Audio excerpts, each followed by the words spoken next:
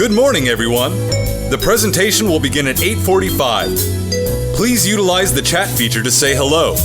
In the meantime, please enjoy this visual history from the last 60 years of the United Way.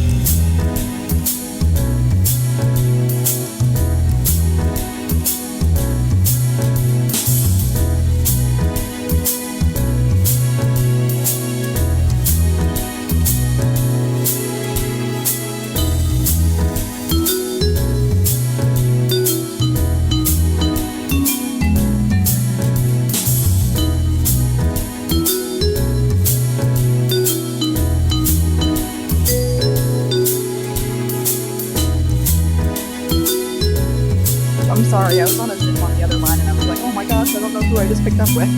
My bad.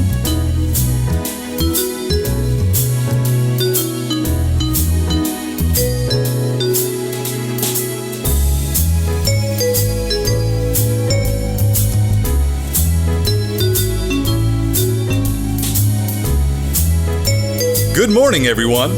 The presentation will begin at 8:45. Please utilize the chat feature to say hello.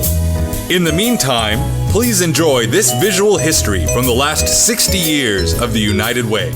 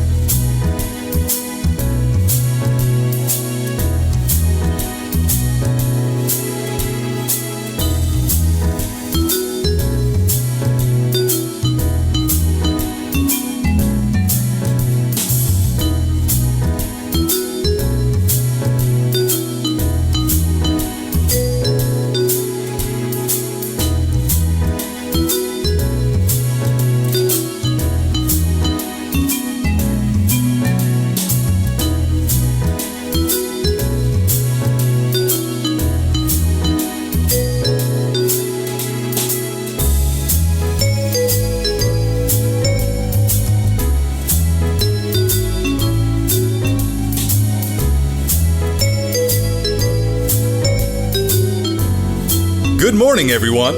The presentation will begin at 8:45. Please utilize the chat feature to say hello. In the meantime, please enjoy this visual history from the last 60 years of the United Way.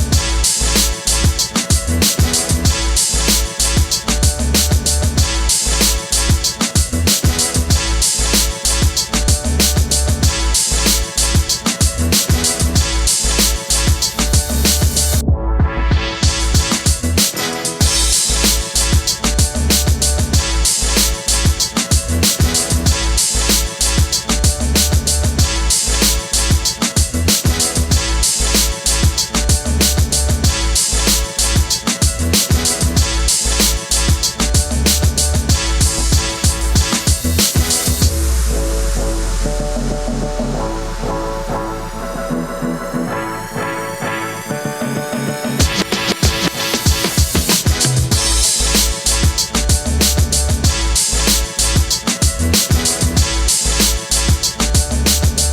morning, everyone.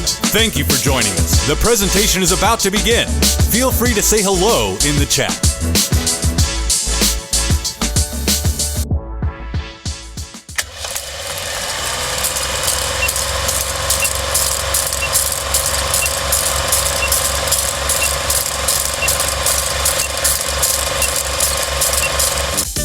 And now, a word from our sponsor, Florida Power and Light. Good morning, everyone. Welcome to the Community Leaders Breakfast. My name is Bart Gaetjens. I'm the External Affairs Manager for Florida Power and Light, covering Brevard and Indian River counties. And I'm sorry I couldn't be with you live this morning, but I hope you have a wonderful breakfast. I've been making an investment in our communities through United Way for 38 years, and I am currently the United Way Chair for the United Way in Brevard County. I truly believe in United Way's mission. FPL also shares the United Way of Indian River County's vision to make this an even better community in which to work and live for everyone. FPL is committed to delivering America's best energy value, electricity that is amongst the cleanest and the most reliable in the country and also affordable. As the largest energy company in the United States, we serve more than 5.6 million customer accounts, supporting more than 11 million residents from Miami to Pensacola. And our parent company, NextEra Energy, together with its affiliated entities, is the world's largest generator of renewable energy from the wind and sun and a world leader in battery storage. Delivering America's best energy value doesn't happen by accident. It's a direct result of disciplined long-term investment that FPL has made and continues to make on behalf of customers here in Indian River County, making our energy grid stronger, smarter, and even more storm resilient, helping Florida become a leader in clean energy with the expansion of solar, including our 30 by 30 plan to have more than 30 million solar panels installed by the year 2030. Expanding clean technologies, including battery storage, electrical vehicles, and green hydrogen. And doing it all while keeping our bills affordable for our customers. We're also always looking to the future, looking for ways to move our state forward. Just last year, we introduced 35 Mules, an innovation hub powered by FPL, designed to make the state's entrepreneurial ecosystem forward and help early stage companies. Startups in the program receive a $100,000 cash grant, access to subject matter experts, Fortune 200 executive coaching, a tailored business curriculum, and a rent-free workplace. 35 Mules recently held applications for 2022, and we're excited to welcome the new startups for the program early next year. As you can see, at FPL, we are committed to our customers and working together with the communities we serve to help make Florida an even better place to live, work, and raise a family. And I would be remiss to not remind you that we are still in storm season, so please stay vigilant and be prepared. I'd like to thank the United Way of Indian River County. God bless the Indian River County United Way, and God bless all of you. Thank you.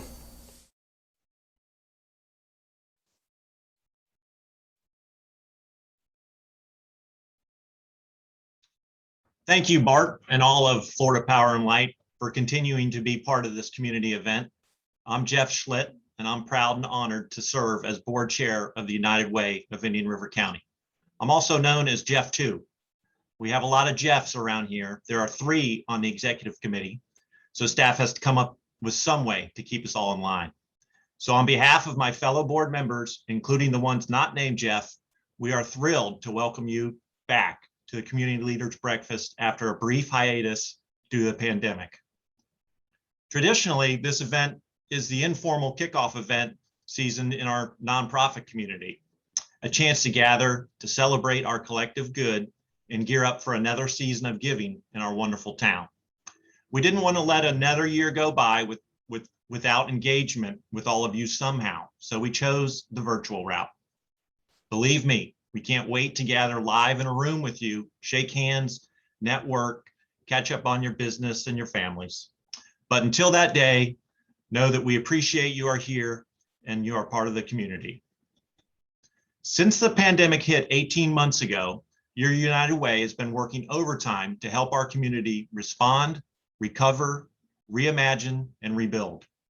With your support, we raised, leveraged, and distributed more than $5.2 million for this crisis response work. The first $1.4 million came from donations to our COVID-19 fund.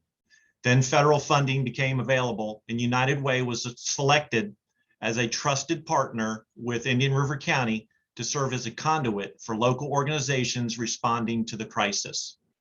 Our United Way helped facilitate and distribute financial assistance, which helped thousands of our neighbors stay in their homes, keep food on the table, and to aid those who were most vulnerable in our community with rental and utility assistance, food distribution, prescription assistance, and child care scholarships. We received an allocation of $3.8 million to address critical needs for those suffering from health, economic, and isolation crisis. This work is going strong today. I will point out that all those funds are separate and apart from our traditional United Way work. We support 46 funded programs through 36 partners and are proud to have stood shoulder to shoulder with them as we navigated this important work for the past almost 2 years now. The needs are only continuing to grow and will continue long in years to come. Last year, we had a change in leadership with the retirement of Michael Kent after 25 years of service to United Way. Our board prepared for Michael's departure with the hiring of COO Meredith Egan, who took over as CEO in January 2021. There was a well thought out transition plan in place and it worked perfectly. Meredith didn't skip a beat and transitioned smoothly into her new role. I want to take just a moment to thank the entire United Way staff and especially Meredith for how they adapted their business operations and have stepped up in such a big way once again for our community. And we're amidst of the best part. Our United Way is pleased to announce the celebration of our 60th anniversary this year. What started out as a 28-day campaign raising $44,000 for 11 nonprofits has turned into a thriving organization we are today, serving the needs of over 1 in 6 of our residents and raising nearly $3 million to support 36 funded partner agencies. We wouldn't be able to do that work without your support, and for that, we thank you.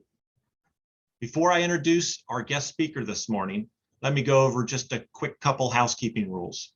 As attendees of the event, you will be muted. You will not see other attendees, only the presenters, so there's not a malfunction with your cameras. I am sorry you have to stare at this so early this morning. Apologize for that. Not that we don't want to hear from you, we do. If you have any questions during the presentation, please either type them into the chat or utilize the question and answer button. Now, without further ado, let me introduce our keynote speaker. Jeff Johnson is the State Director for AARP Florida. As State Director, Jeff leads a team of staff and volunteers across the state to fight for and equip Floridians age 50 and up to choose how they live as they age by advocating at the local, state, and federal levels on issues of health and financial security and making communities more livable for all ages. A lifelong Floridian, originally from Jacksonville, Jeff has worked at AARP since 2000 and served as State Director since 2010. He and his family live in St. Petersburg. So a warm welcome to another Jeff, which I guess now we can call Jeff 4. Jeff, take it away. Thanks a lot, Jeff. Good morning, everybody. And while I'm coming from St. Petersburg, I do feel like this is my tribe, if only because half of you are named Jeff. So thanks for the opportunity to join you today. I feel like it was one of the last places I got to go before, kind of in the before times, as I tend to refer to the pandemic, was coming to the launch of Indian River County's Age Friendly Initiative. So it's great to be able to be back, even if only virtually. I look forward to getting back over to your side of the state as soon as I can. So want to talk a little bit today about where things are in terms of livable communities and the age-friendly network, not just here in Indian River County, but across the state. I've got a PowerPoint. I'm sorry to do that to you at this early hour, but it does beat looking at my face, I have to say. So if we can go ahead and put the PowerPoint up, then I can start my presentation. And as folks said earlier, we do want to use that chat function. So if you have questions as we go, please feel free to put questions or comments into the chat. Here we go. And we can go ahead and advance to the next slide.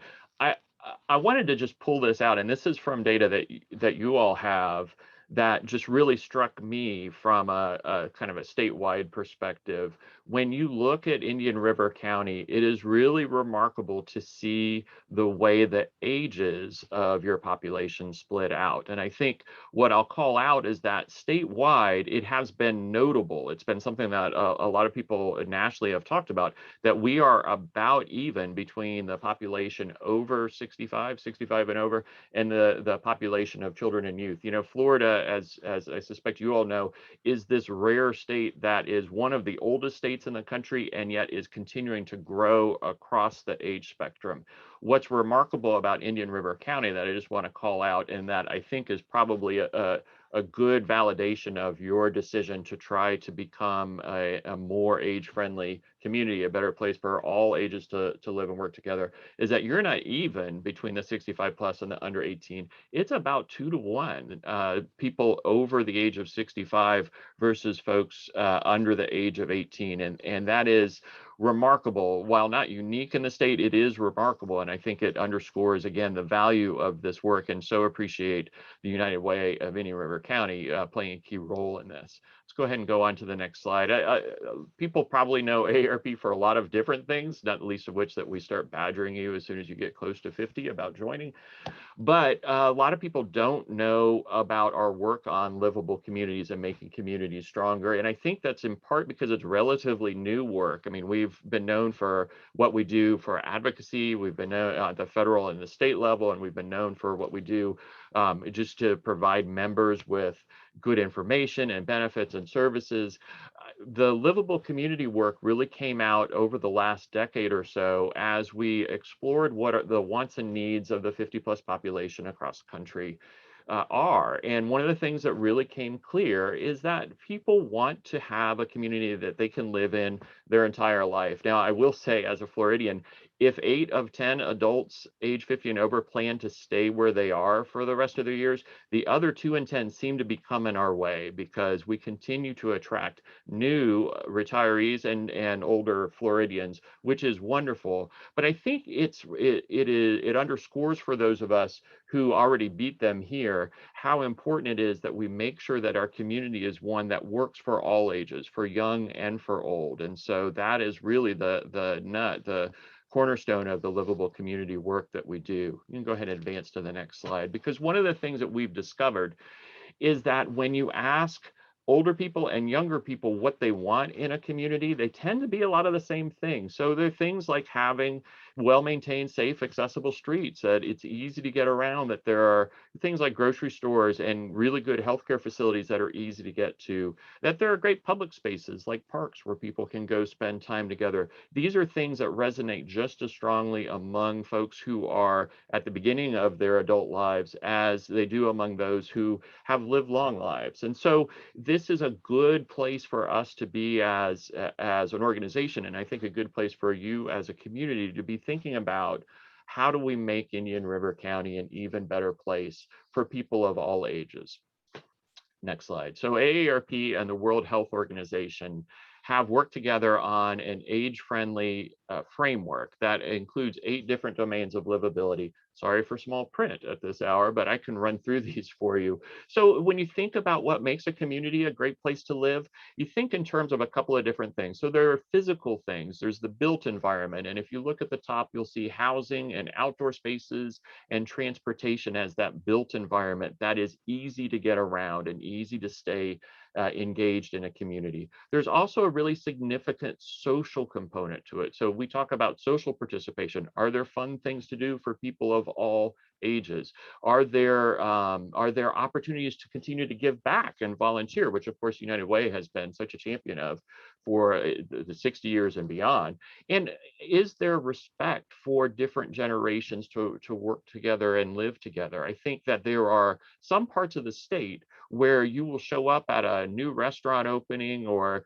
a new event, and you'll only see people from one generation who feel welcome there. And I think that there are more parts of our state, and increasingly so, where that's not the case, where the things that are really neat, really valuable, really exciting in a community are ones that are open from the very young to the very old. And I think that that's really valuable. So you'll also see health services are obviously really important part of making a community livable. And then one of the things when we started down this work a dozen years ago, I really questioned whether how important it would be here in the US was communication and information. I thought about other parts of the world that might not have the internet or might not have, the level of communication that we have. The reality is it is incredibly important, and often communities will identify it as the thing they need to work on the most, because while we are deluged with information at any given moment, we often have trouble sorting through what is it that we actually need to know, and when we need help or when we are looking for a particular opportunity,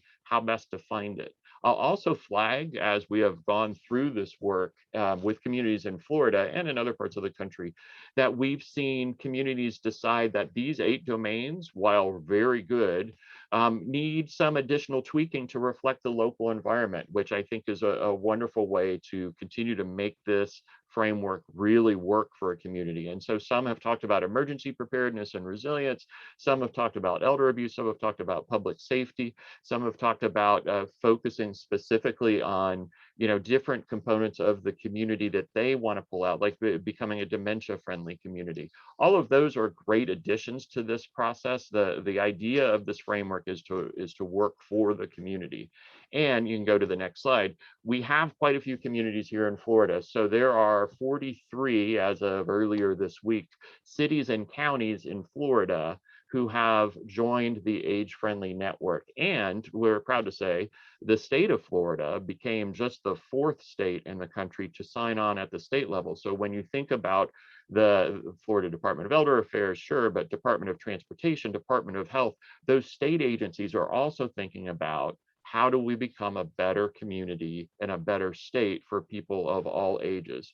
I'll also note that 43 is a lot here in Florida, but it's a drop in the bucket nationally. There are 577, the last I checked, communities that are a part of this age-friendly network.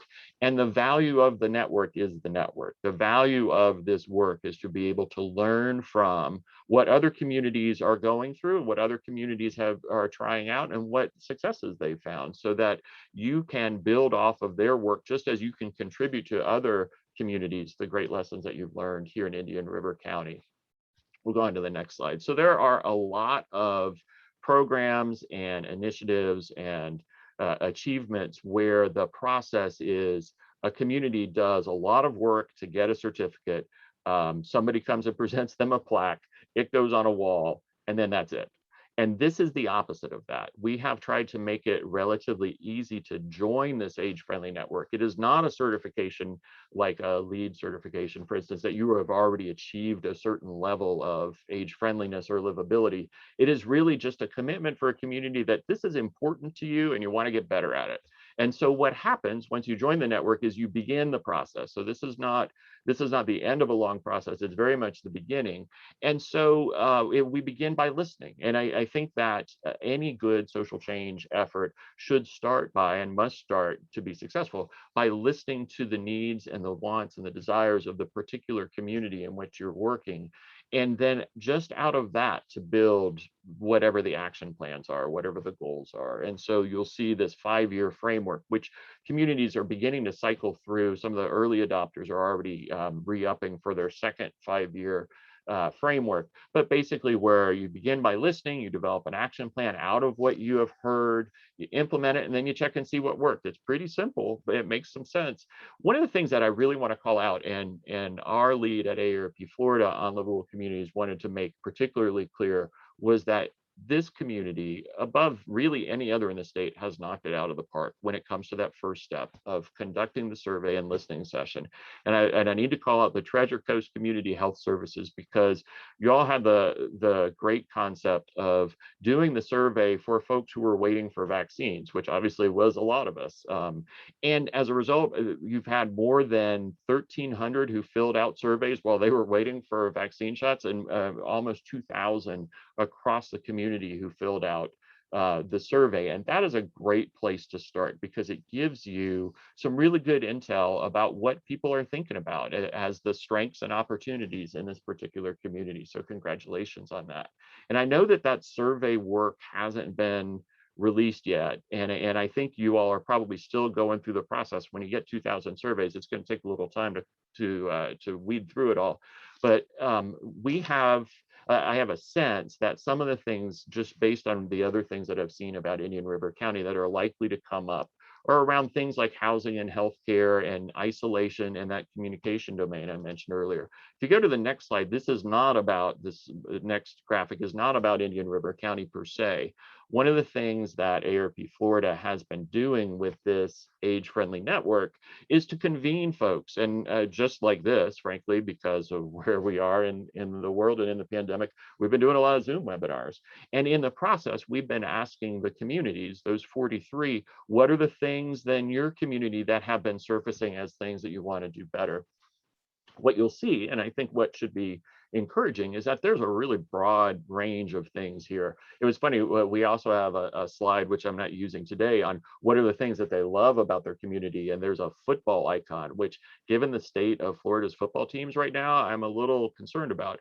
But on the things that we can do better, you'll see that some of the things that you've likely gonna see come out of your survey are things that other communities are also working on. And again, I think that that gives us an opportunity to really leverage the strength of the network to learn from each other. If you go on to the next slide, I'm just going to show really quickly a couple of examples of what communities who have already been a part of this network are doing to try to address the things that have come out of their surveys. So this is a shot of a park in Pensacola called Harmony Park. And so in Pensacola, one of the efforts that they really wanted to do was to upgrade the nature of the intergenerational use of parks. And one of their proposals to do this was to install musical instruments that the young and old could come together and have fun with. And they have found, and you'll see that there's benches over there too, so that it's an easy place for people to sit and enjoy as well as to participate. What they found is that it has been a great way for them to activate their parks, their public spaces, in a way that draws people who are not just kids going to the swing sets and their parents, but people of all ages. And if you go on to the next slide, you'll see a couple of other examples from around the state. So the upper left is a fitness center that actually was part of an AARP national initiative. That is, again, an opportunity for people to have access to gym-like equipment outdoors, which certainly during the pandemic has been welcome and has been one that has been used by young and old. You've seen in some parts of the state where transportation is a major initiative that they've done a concentrated effort to install more places to sit for people who are waiting for the bus. That soccer ball over there is actually a bike rack and bike station, and you'll see that there have been a lot of communities across the state, in rural and urban alike, who have really emphasized how we make our ways of getting around ones that people on a bicycle or people walking are every bit as comfortable and safe as those who are in cars. And then down below, there's a community garden. And then there are a couple of places that have closed off streets in a concept called open streets, not as a permanent thing, but just as an activation so that people can get out, again, of all ages, and enjoy the community from a different perspective, rather than being from behind the wheel of a car, being on a bicycle or just walking through what is normally a heavily trafficked area. And in doing so, they've discovered a lot of new facets of their community that they perhaps hadn't encountered before.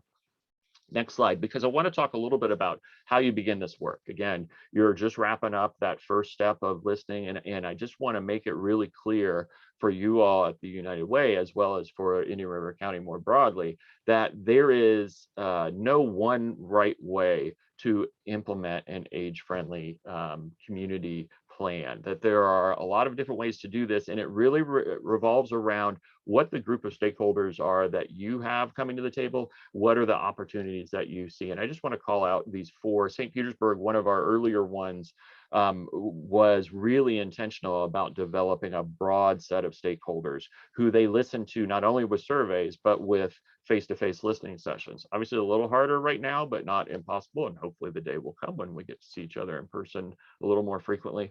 Also want to target Miami-Dade. Frankly, Miami-Dade has been the community of the ones who have been in the network for a while, who have been the best at engaging their United Way. And so I think you should know that there are other United Ways out there who have played leadership roles in this age-friendly, livable communities approach. Walton County, that third one over, actually made it part of their health improvement plan. So it's really their Department of Health that has been a leader in this. And they've thought about aging gracefully, about livable communities as a health initiative, which is a really fascinating way to approach it. And then in Cape Canaveral, it is actually part of their resilience plan. It is something that they've done as part of their efforts to address the changes in our climate, that they have thought about how do we do that in a way that is age friendly. And what I would say as kind of the takeaway from this is that my hope is, and I think our experience is, that age friendly is not its own initiative that lives by itself and is just one more among a lot of different things that a county or a community are taking on. It is really a mindset that can be brought to bear on anything that you're already doing, to think about, okay, as we implement this plan, whatever this plan is, or as we take on this strategy, whatever it is, how are we thinking about how this appeals not only to the middle, half of our population who are not children and not elders? How do we make sure that it is one that also appeals for the very young and the very old? There is an organization out there called 880 Cities, and their principle, which I think has a lot of value, is that if you can develop a community that works for the 8-year-old and works for the 80-year-old, then everybody else is going to benefit too. And I think that comprehensive approach of bringing an age lens to all of the work you do is helpful. Next slide, speaking of help. So we at AARP have pulled together a fair amount of resources for communities that are in this process. This is just a sample. Our website, aarp.org/livable, has just reams of different opportunities that you can learn from, great examples from other parts of the country, or learn just from experts in the field. And so you'll see that there's a lot on housing here, whether it's around accessory dwelling units or model codes, or just ways to help encourage individuals to think about other ways to think about housing. But you'll also see plenty on retrofitting your own home, or on making public spaces better, or making transportation better. Really, we've tried to develop resources that work for any of those domains that are out there. And again, I would layer that on top of the learning that happens within the network of communities directly from each other. I'm going to hope that if there is anybody with questions, that they'll go ahead and put them in the mix, because I'm getting near the end of the time. But I did want to just say that this is, as I mentioned before, very much the beginning of a process that we hope will engage you all in an ongoing way. You can go ahead and go on to the next slide, which just has our information. So that website is aarp.org/livable. We have a free e-newsletter that goes out every week that highlights different stories about examples of livability that are happening in different parts of the country, as well as the latest resources, research, events, all sorts of activities related to livability that you're welcome to subscribe to. And of course, we here in Florida are very much family as far as I'm concerned. Even if I weren't named Jeff, I would say that. And I think that we want to continue this relationship. Laura Cantwell on my team has been working directly with Abby Walters, who I saw was here today. Great to see my dear friend Abby, at least on a screen list of participants. And we have that relationship to begin with. But I do hope, regardless of where you are in your organization, where you are in Indian River County, that if there is a way for us to work together, that you will feel free to reach out for us so we can do that. What I'm seeing in the chat is currently that there's not a lot of questions, but I'm going to cheat and put on glasses.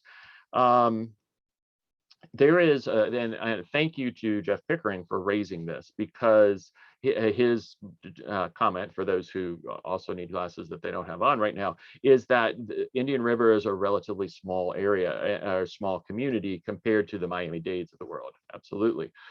So yes, we do actually have a whole suite of resources to help rural communities and smaller communities think through what this looks like, what age-friendly means in a smaller area. We're excited that in Florida, there are communities like Walton County and places like Winter Haven that have been part of the age-friendly network for a while now. And I think it is something that as an organization, we recognize that it can be too easy to focus on what happens in a big metro area. And that is unfortunate for a state like ours, where so many people live in communities that look a lot different. And so thank you very much for raising that, Jeff. And certainly on that aarp.org/livable site, there's a good bit of information that's specific to smaller communities, but feel free to reach out as well, again, if there are other things. So there's a great comment from Vicky about affordable housing. It's interesting, and kind of to go to Jeff's point, it doesn't matter what part of the state you're in, quite candidly. It doesn't matter if it's a big city or a smaller community. Affordable housing ends up being one that comes to the surface a lot. And unfortunately, it is one of the tougher nuts to crack, I have to say. So it's something that at the putting on the other parts of the AARP hat at the federal and state level, we continue to advocate for more funding for affordable housing. But one of the things that we have seen a lot of local communities use the resources that we have on that Livable site to develop is how are ways that we can encourage people to make the most of the housing that they have. And so you've heard of perhaps granny flats or in-law suites, accessory dwelling units. There are some communities that allow those and some communities that don't. For those who are thinking about whether that is a way that they can help augment not only the opportunities, the range of housing that's available, but also in some ways support the financial security of their residents who may be able to rent out an accessory dwelling unit. There's a lot of resources on the Livable website. We've also seen some communities that have actually used some of the AARP Livable resources as input as they start to think about how they can build multifamily affordable housing. It is not an easy solution because the needs are so great, but gosh, it is one that I think you'll see there's probably more about housing, especially from both affordability and accessibility on our website than anything else. So thank you for raising that. Let's see, I see Abby, an important feature in the action plan is meant to be flexible. Yes, that is right. So I think it is like just really, really important for you all to know that that template, the 8 domains that I had on one of the early slides, is a starting point. What you learn from your community, frankly, should be what drives your action plan. My suspicion in our experience, based on the 42 others in Florida and 577 nationally, is that you'll find that probably 90% of what you hear from your community falls into those different domains. And if the other 10, 20% other things that arise are things that you as a group determine are really important, I think that you need to feel free to develop that as a separate part of an age-friendly plan. I think that the underlying goal is really to help communities through this framework process of listening to what the needs of their community are and developing a plan that works for them. We often, especially early on, before you could see how different communities have done this, had concerns from people who said, geez, we do not have the capacity to take on 8 different domains, 8 different projects. We know our community really cares about this one. Might be transportation, might be housing, might be something completely different. Great, that's fantastic. That is an excellent use of this framework to understand your community and where you can do the most good. And I think that that is the other thing you have to obviously think through, is both what are the needs and wants of your community and what do you all as this committed group of stakeholders have capacity to take on and make a difference on. So thank you for that point, Abby. And I do hope to encourage you as you go through that process of developing an action plan that you draw on the resources we have, but you also consider together how best you can make this community an even better place for people of all ages. Things have slowed down a little bit in the chat, and so I am, delighted to work with you all as we go forward. Ooh, one last. Let's see, we have one of the highest percentages in the state of low-income senior women who live alone. Any specific innovations that you've seen in the state or country to help serve this specific population? Wow, that's a fantastic question, Jeff, that I don't have a full answer for, but I can mention a couple of things. So one of the things that we've seen is, especially here in Florida, when people may retire here from somewhere else and they lose a spouse, we've had a lot of parts of the state where you have a pretty high incidence of women who are living on Social Security check alone, or on a very small pension and savings, and how they make do. I think that is, frankly, one of the biggest drivers that I've heard here in the state around the affordable housing crisis. While we certainly need to think about all generations of affordable housing, I do think that particular population is challenged. And I think that we have to think through what are the ways that we can help. I have seen parts of the state where they have experimented with things like helping people develop home shares, sort of like the Airbnb model, but more for an intentional long-term roommate who helps provide companionship as well as subsidize the costs of housing and contribute to the financial well-being. I again will mention that we've seen in some parts of the state where people have used the in-law suite, or the garage apartment, or whatever the case may be, as a way to kind of build another stream of income, which can be very hard, obviously, especially depending on each community's the setup. And I also think that there's unavoidably a challenge for those who are low-income senior women who are renters, who don't own their own home and therefore don't have that same flexibility. I wish I had a silver bullet on that one. We do not, but it is a really good point, and one that I hope that you'll consider working on. And otherwise, it seems like people are saying nice things, which is usually my cue to be quiet and let somebody else go. I do appreciate the opportunity to be here today, and I know that we're getting close to the time that I have anyway. Again, I look forward to the fact that I can be there and be in person, and I know that many of you are in that same place of looking forward to that.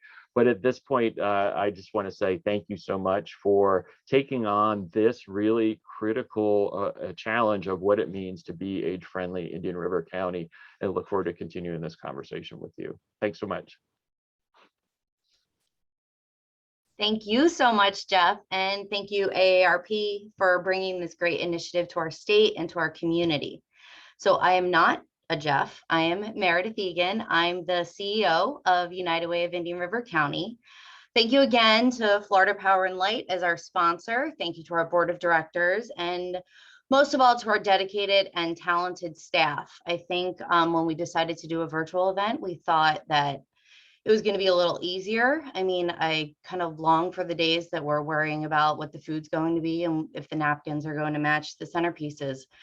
This morning, all we've been worried about is if the internet is going to hold up. So we're very happy that so far, no technology glitches. I'm really pleased that we could bring this topic to you and talk about this very important community initiative. Here locally, we have known our community is aging faster than that of the state and many other places in the country. But finding solutions has always been a challenge. In 2016, we began building the backbone for an organization that is now known as the Senior Collaborative of Indian River County. Helping to incubate and foster this idea from a vision to a thriving organization is a shining example of our often unseen and unexplainable community engagement effort. The Senior Collaborative is the lead agency on what you've just heard about, the Livable Community Initiative. Here in Indian River, they are early on in that 5-year process to identify more of what residents need and want now and in the future. We know that this is an amazing place to live, and we already have wonderful livable features here. But like anything, it can be improved upon. When you think about the goals of our local Livable initiative, it's not far off from our United Way work, and that's why we thought this was a great topic for this morning. Livable wants a community that is safe and secure and offers supportive features and services that provide for job opportunities, protect our quality of life and our environment, and enable a variety of housing and mobility choices. They ensure access to healthcare and recreation in order to enhance the quality of life for residents and visitors. As Jeff explained, a major demographic shift is taking place, with the number of over 55 residents here expected to be over 90,000 in Indian River by the year 2045. Indian River County currently ranks as the 6th oldest county nationally. These changes are going to have significant implications for how we live, work, and play. Community leaders like you are facing and making critical decisions for how to move forward and prepare. Identifying ways to promote active, engaged, healthy living opportunities for people of all ages, and weighing the social and economic benefits associated with those decisions. By the time COVID-19 struck, an estimated 10,000 baby boomers in the United States were retiring every day. Since then, that trend has only accelerated to about 1.1 million more baby boomers who have retired due to the economic effects of the pandemic. In the third quarter of 2020, 28.6 million people had retired, and about 900 people moved to our state every single day. Over half of those are over the age of 60. As people live longer and healthier lives, they are contributing to our communities and fueling the economic growth well past the traditional retirement age. The contributions of people 50 plus benefit society and our neighbors of all ages, as the growing number of older adults work, pay taxes, support the job market, give time and money to charitable causes, and provide caregiving support to family and friends. Not only do older adults hold the demographic majority, they also make significant contributions to the community in more ways than one. But obviously, there are challenges in promoting the health and well-being of this growing and increasingly diverse population. Livability is all about community, and our community includes people of all ages. While age-friendly communities do try to target the areas of concern for older adults, their concerns often include other generations. Take the issue of isolation that was just talked about. For decades, we've been concerned about the isolation of seniors. But the experiences we have all had through this pandemic have made isolation an issue that affects everyone. The same goes for the other United Way focus areas of education, financial stability, and health. They are underscored by ALICE. And if you don't know ALICE, that stands for Asset Limited, Income Constrained, Employed. The ALICE population are households with incomes above the federal poverty line, but struggle to afford the basic household necessities in our community. Alice is your favorite waitress at a local beachside restaurant, the front desk receptionist who answers your calls, or the mechanic who changed your oil. Alice keeps us healthy and helps make our quality of life possible. Alice is what makes living in Indian River such a desirable place. Alice is a significant part of and plays a significant role in the quality of life of our community. When Alice struggles, our entire community struggles. That is why we work hard for everyone to ensure a quality education that leads to a stable job, enough income to support a family through retirement, and good health through old age. In our 617 square mile community, we are all connected and interdependent.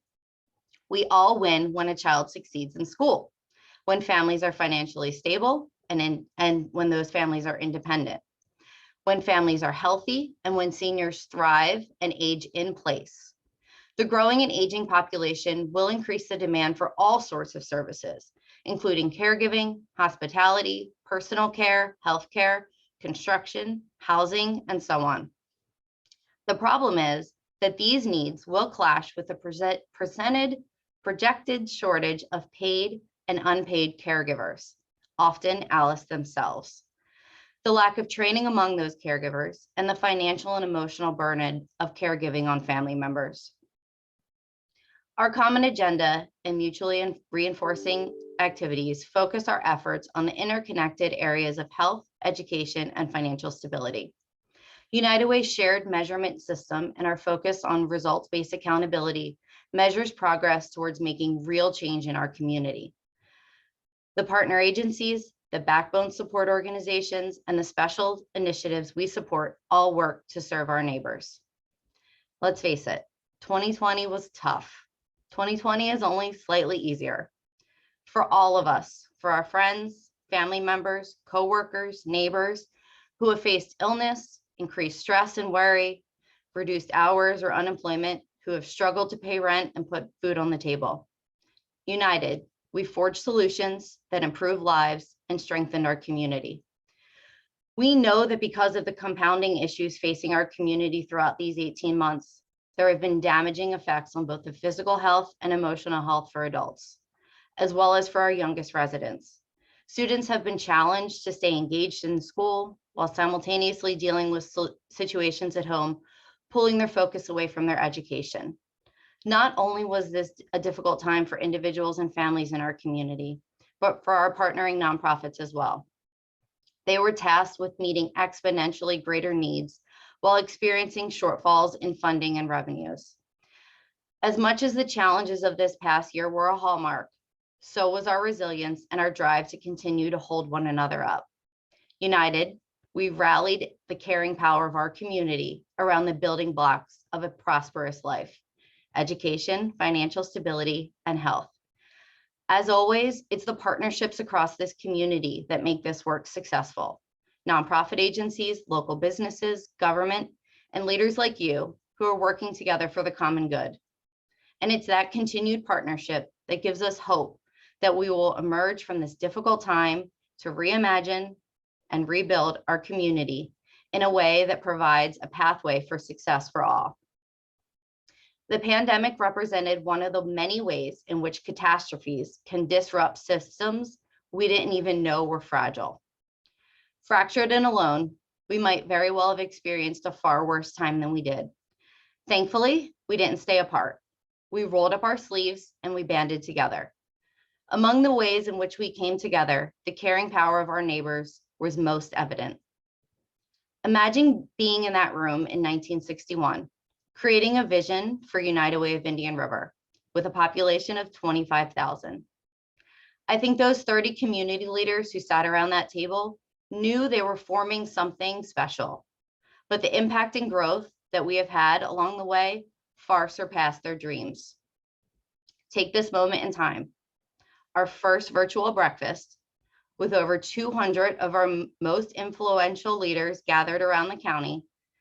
Our population stands at 154,000. What goals can we set for the future? Where will our work take us? What problems can we solve together? Imagine what the community leaders breakfast conversation will be in 2081. Grateful is an understatement for what we feel for those who contributed to our cause. Those of us who could, did. And for those of us who needed help, maybe for the first time, help was there. That's what it means to come together. Let's continue with more of what we do best: partner, engage, hold one another up, stay united. On behalf of all of the individuals and families who receive services from a United Way funded partner, thank you. However you are connected to United Way of Indian River County, whether you are a donor, a volunteer, a staff member at a partner agency, you are making concrete differences in the lives of so many in our community. Now, an important part of our community leaders breakfast is recognizing those in our community who are doing exceptional things to better Indian River. When we made the tough decision, and trust me, it was a very tough decision, to make this a virtual event, we insisted it wasn't going to be a boring Zoom. With it being our 60th year, we wanted to celebrate and have some fun. We got creative for the next portion of this event. Our Chair-Elect Jeff Petersen was a great sport in helping us to recognize the winners of our Richardson Spirit of Indian River County Awards and our greatest honor, the Ralph T. King Award. These awards were named in honor of our founders of United Way and those who were instrumental in the evolution of our organization. Names many of you may recognize: Dan K. Richardson and Ralph T. King. Congratulations to all of the winners. I hope that we have captured some of the legacy that those men have left behind. Take it away, Jeff.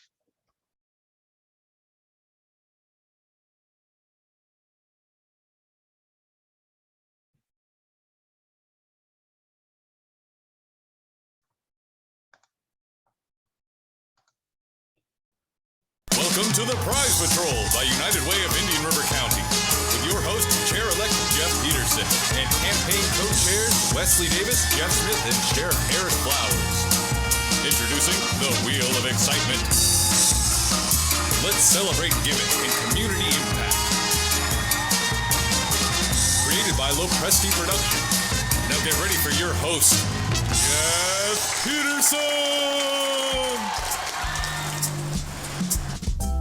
Good morning, ladies and gentlemen. Before you get too Jeffed out, I'm Jeff Petersen, the Board Chair-Elect of our United Way of Indian River County Board. I have the distinct privilege to give out 4 awards this morning. We're going to start with the first 3, the Dan K. Richardson Spirit Awards. We've split them into 3 categories. We have our large workplace, our small workplace, and a new one for this year, our community champion. We're going to go out on the street right now on location for each of these individuals and organizations and give them directly on site to them, surprising them with what we're calling the Prize Patrol. We've got a wheel of excitement, and we've got swag, we've got gift cards, and we've got snacks, all sorts of things to give out to our much deserving recipients. Let's go ahead and be champions of our community, just like these very, very deserving members earning the Dan K. Richardson Spirit Award. Now let's go find these people at their workplaces and go surprise them. Come on. Okay, we're on location at the School District of Indian River County. Let's go inside. We're going to surprise Dr. Moore here. The Prize Patrol is on the scene. Just as a reminder, the school district has been giving for over 30 years, raising over $1.5 million. That's why we're going to go in and we're going to give him the Danforth K. Richardson Award today. Let's go surprise Dr. Moore. Come on in. Let's go do this. I said let's go. No more time. He's coming. Here we go. Mask up. Let's mask up. All right, stay tuned, and we're going to get him on the scene right now. Dr. Moore, surprise. The Prize Squad is here.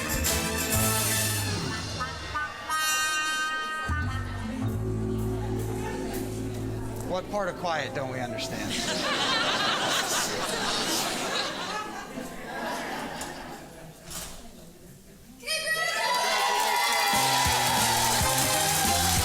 Dr. Moore.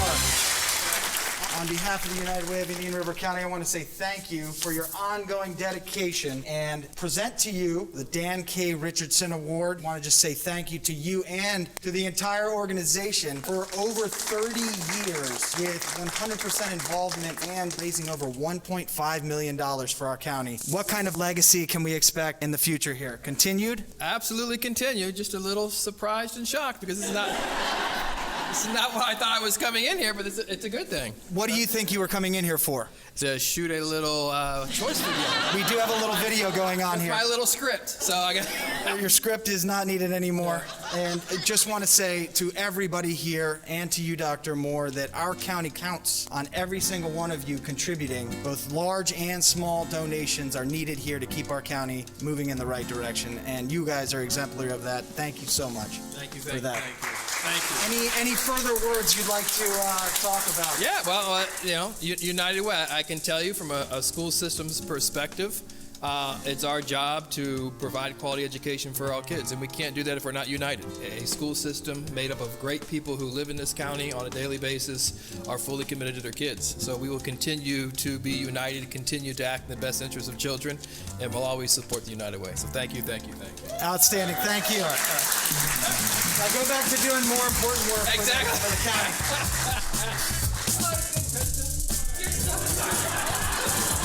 All right, so part of this as well, for all of you that came to join us, we are going to have a wheel of excitement. I'm going to like to see some hands. You, young lady in the purple sweater, please come down. Get excited.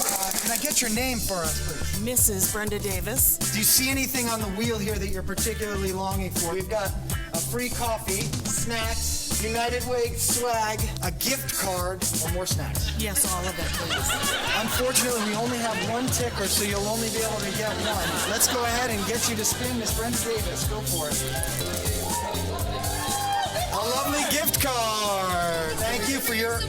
All right. Thank you for all of you, for all of your contribution to our county. We are smarter because of all of you. Our county has a brighter future because of each and every one of you. Thank you. Keep doing the good work that we need in this county. And thank you to all of you. Stay tuned for our next fabulous prize wheel and the craziness that comes along with that. Take care and good luck.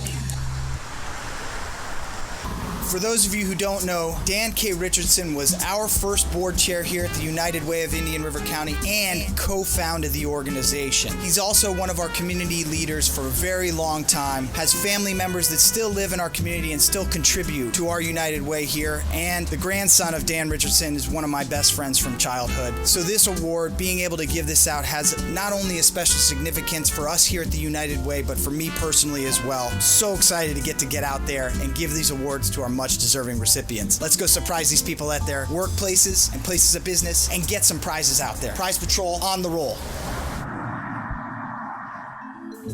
Jeff Petersen on the scene with the United Way Prize Patrol. We're here at the Substance Awareness Center in downtown Vero Beach. We're gonna mask up here per CDC guidance and get in there and give Carrie Maynard Lester and her staff the recognition they deserve, the Danforth K. Richardson Spirit Award for one of our funded partners. Let's go in and surprise Carrie. Let's do this.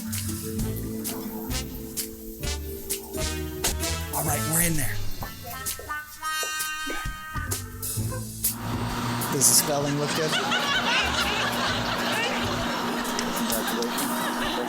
Can you see the mullet well? This is half of my strength is in the power of the mullet. Part of the cooling mechanism. Keeps the core temperature low. This is all pure gold. We're lying in wait right now to ambush Carrie Maynard Lester and present her with the Dan K. Richardson Award. Carrie Maynard Lester, on behalf of the United Way of Indian River County, we wanted to say thank you to you and the Substance Awareness Center staff for your ongoing commitment to our county, to our organization, and present to you the Danforth K. Richardson Spirit Award. Oh, thank you. Thank you. So a couple of highlights: 30 years of continuous donation and near universal employee contribution here. You really have set the bar at a level that everybody should aspire to. This is the standard, not only delivering services to those who are seeking guidance, but you all also contribute in volunteering, your time, treasure, loaned executives for our campaign, always involved in our Day of Caring. You guys really have set the standard, and we're very happy to call you one of our most prized. You all have been a great partner for us in the community and a great partner to our community. So thank you very much for everything you do. Well, thank you for recognizing us and our wonderful staff who really do care about this community. Our tagline here really is prevention is a partnership. We can't do it alone, so we count on our community. We are happy to support the United Way, and we appreciate all that United Way does in Indian River County. And we just appreciate everything you do. Please keep up the good work. Keep setting the standard higher. And everybody out there, please strive to achieve what they do here at the Substance Awareness Center. Thank you very much. Thank you. What a So now we also brought the prize wheel with us here. We also have to let you know that you do actually have a very excellent staff here. Now we're going to give them a little bit of an opportunity here to win something on the prize wheel. There we go. We like hand raisers. What's your name? Sheila. Sheila, do you see anything on the wheel that's calling out your name? Coffee. Coffee. Who doesn't need a little bit of caffeine here? Come on over and give the wheel of excitement a little bit of a spin I here. feel like I'm on The Price is Right. Yes. Go for a hearty spin. How about a few snacks? Snacks Yay! never hurt. All right. That's something you can share, perhaps. Yes, I will. Oh, I will. Thank you. There we go. All I right. got my prize. Thank you very so much. Thank you very much. We are applauding you all on this day. Thank you very much. Keep doing the good work in our community, and you all out there, try to follow in their lead. This is a wonderful organization. This is Jeff Petersen on scene with the United Way Prize Patrol. We're here at McDonald's to deliver the Dan Richardson Spirit Award to Jeremy Odom. We're going to go in, surprise him. He's not ready for us. Let's go check it out. Let's get on in there. They've got all day breakfast, so we're right on time every time. Prize Patrol. Prize Patrol. Business comes first. Let the drive-thru go. Let them go. Let them go. It's all day breakfast. No hurry. Okay, we're going in. Are you ready? Are they ready? I don't see any breakfast. Go. I see him. Blue shirt. Jeremy Odom. On behalf of the United Way of Indian River County, we want to say thank you. and present you with this, the Dan Richardson Award. Oh, you're being crazy. No. With over a decade of contribution of free breakfast to our day of caring, as well as gift cards galore for every time we have volunteers showing up at events, you embody exactly what it means to live united. And we just want to come here and surprise you, not get arrested, and say thank you very much for your ongoing support. No, thank you. We love you guys. I'm speechless. I'll give you a hug. I don't know, man. Jeez. Well, you can give one of the ladies a hug from here. We're here just to say thank you and show our support because our community is built by leaders like you. I'm speechless. We love you guys. We love supporting the United Way. That's why, I don't know what to say. We're grateful for you guys and everything you do. Well, it takes everybody in our community, business owners, volunteers. We need it all, and we really appreciate all of your contributions. But we'll let you get back to all-day breakfast here. How are you guys doing? Are you going to have enough breakfast sandwiches to be able to donate and fill all the demand? Yeah, we got it covered. There's no problem at all. We got it. And if I wanted to right now, could I get a McFlurry? Yeah, of course. Our machines are always working. Jeremy Odom knows how to run a business and be a contributor to our community. That's right. We got it. All right. Thank you very much. All right. Get back to work. Thank you very much. Good morning again, ladies and gentlemen. Jeff Petersen here to take you with the Prize Patrol to go on site to present the pinnacle of the awards that we present here on an annual basis, the Ralph T. King Award. This award goes in honor of Ralph T. King, somebody who, if you walk around this county, you can't miss their impact and vision, setting the foundation for what the United Way is all about, bringing good to our community. So we celebrate in Ralph's honor a recipient who has committed their time, talent, treasure, and inspired others around them to give to the United Way over a long and storied career. This year, I have the distinct pleasure to go hand deliver on site, on location with the Prize Patrol, the Ralph T. King Award to somebody that I've been working closely with at the United Way since I joined 7 years ago. And I'm super excited to go hand deliver this to also one of our campaign co-chairs. Hint, hint, let's go get him and surprise him on site and convict him guilty of being this year's Ralph T. King Award recipient.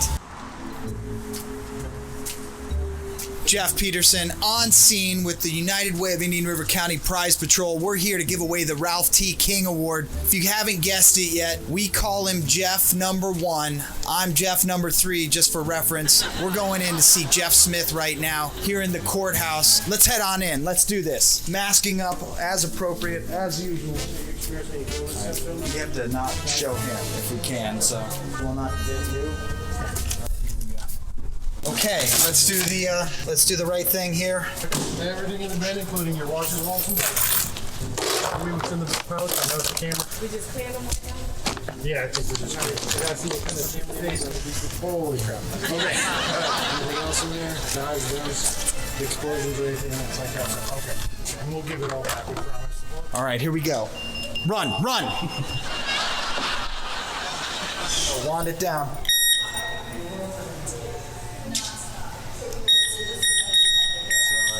Boy, oh boy. Safety third. Here we go. Okay, here we go. We're going to head to The jury room. We are going to the jury room. It's time to get Jeff Smith convicted of being worthy of the Ralph T. King Award. Let's go. These walls could talk.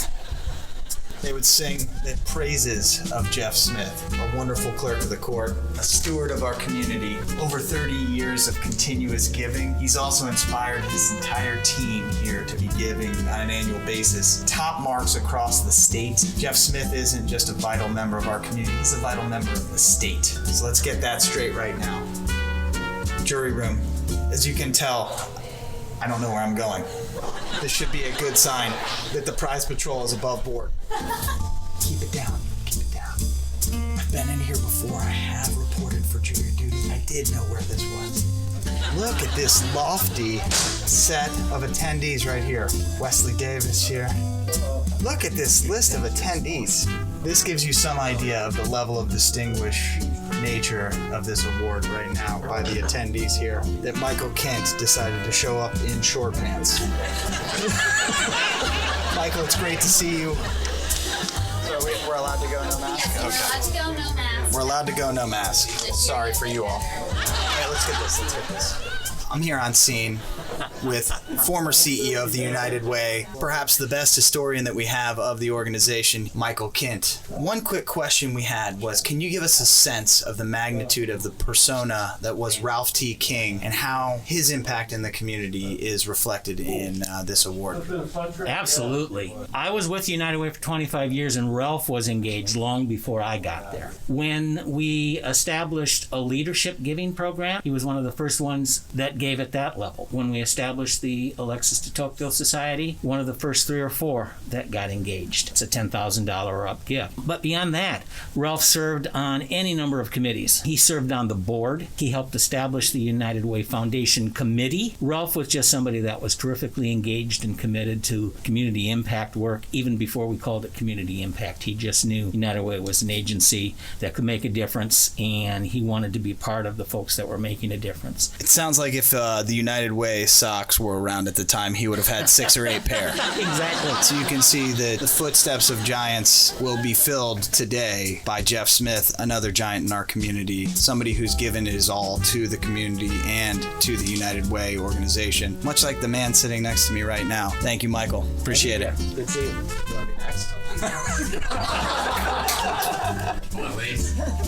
Wanted to see if Meredith was on her toes. Sorry, during jury proceedings here, we're going to turn off all ringers, please. Should have been in the email. Ooh, that's nice.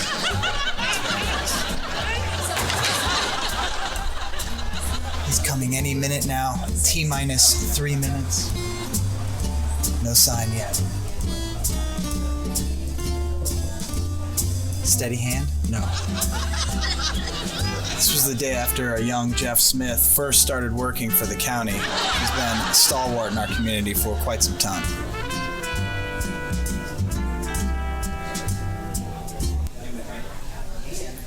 He's going to be demoted to Jeff 1.5 if he's late.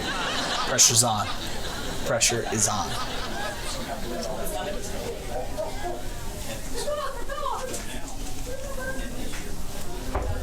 It's the moment of truth. Here he comes right now. Jeffrey Smith.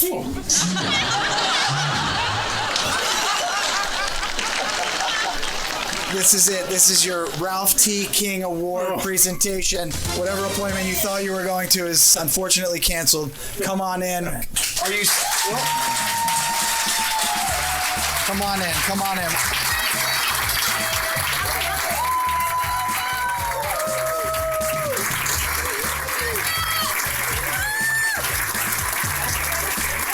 I'm glad to announce that Jeff survived the surprise. It was, I ambushed him.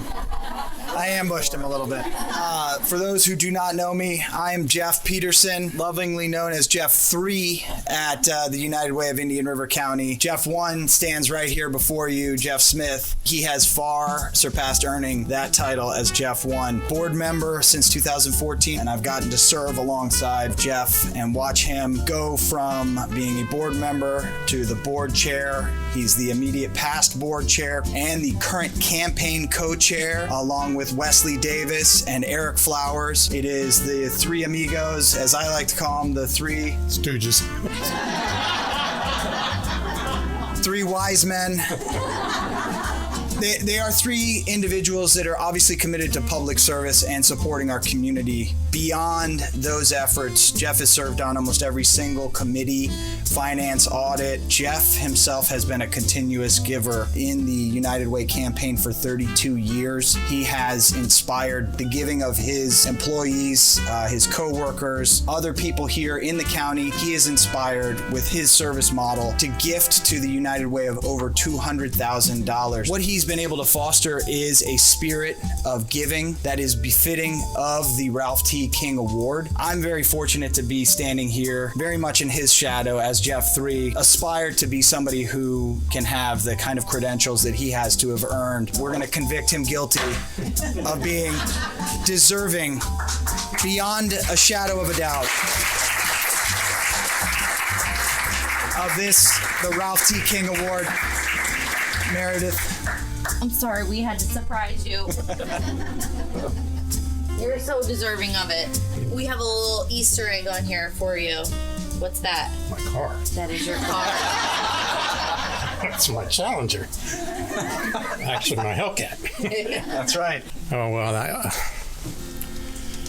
it goes without saying how much I love the United Way, and I got to give it to my staff here. They're the ones that do all the contributing, and I love each and every one of you. Couldn't do this job without you, first of all. And the leadership here at the United Way, I believe strongly, I've told you all, I believe real strong in the methods and the mission that the United Way here in Indian River has done and will keep doing, and I believe that with all my heart. And I don't do any of this for any of these kinds of awards. I do it because it's the right thing to do. I am overwhelmed, to say the least, but I do thank you for everything that you all do.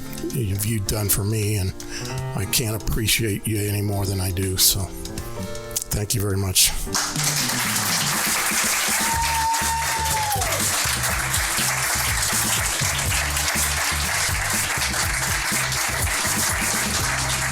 Well, it's easy to see that kind of humility is what inspires, and that kind of approach is what gets people motivated out of their seats, out of their pocketbooks to contribute to such a great organization.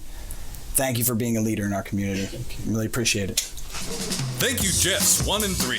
Now a word from your campaign co-chairs. Hi, I'm Indian River County Property Appraiser Wesley Davis. Hi, I'm Jeff Smith. I'm the clerk of the court for Indian River County, and I'm one of the co-chairs for this year's capital campaign.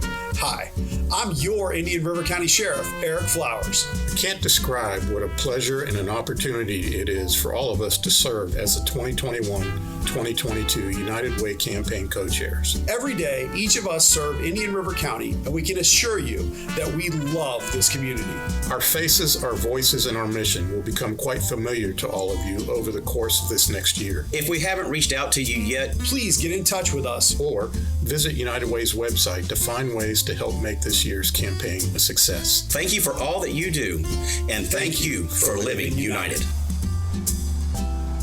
Ladies and gentlemen, Jeff Petersen here just to wrap up our wonderful Community Leaders Breakfast. Though we can't be here with you in person, we are here with you in spirit, and we appreciate everything that you all do for our community. It is people like yourselves that help to make the United Way of Indian River County such a powerful force for good. Let's keep going and doing good together. Get back out there, and we look forward to seeing you in person just as soon as it's safe to do so. Take care and have a great breakfast and a great rest of the day.